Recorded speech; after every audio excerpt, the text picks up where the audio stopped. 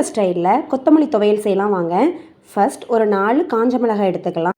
ஒரு 4 பல் பூண்டு, கொஞ்சமாக புளி, ஒரு கொத்து கருவேப்பிலை, தேவையான அளவு கொத்தமல்லி, தேவையான அளவு உப்பு. இப்போ பேன் சூடு பண்ணிக்கலாங்க. கொஞ்சமாக நல்லெண்ணெய் ஊற்றிக்கோங்க. 4 காஞ்ச மிளகாவை போட்டு வறுத்துக்கலாங்க. கூடவே நம்ம எடுத்து வச்சுருக்கல மல்லி இலையையும் கருவேப்பிலையும் சேர்த்து வதக்கிக்கலாங்க. எவ்வளோ அதிகமாக இருந்த மல்லி இலையை இப்போ பாருங்கள் எவ்வளோ கம்மியாகிடுச்சுன்னு. நல்லா குறைஞ்சி வந்ததுக்கப்புறமா பேன் ஆஃப் பண்ணிக்கலாங்க. நல்லா ஆற விட்டுறலாம். மிக்ஸி ஜார் எடுத்துக்கோங்க. நம்ம வறுத்து வச்சுருக்கிற வத்தலையும் மல்லி இலையும் சேர்த்துக்கலாம்.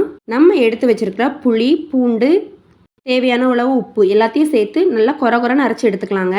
தண்ணி சேர்க்காம நல்லா கொரன்னு அரைச்சி எடுத்துக்கோங்க. நான் இதுக்கு தாளிப்புலாம் விட மாட்டேங்க.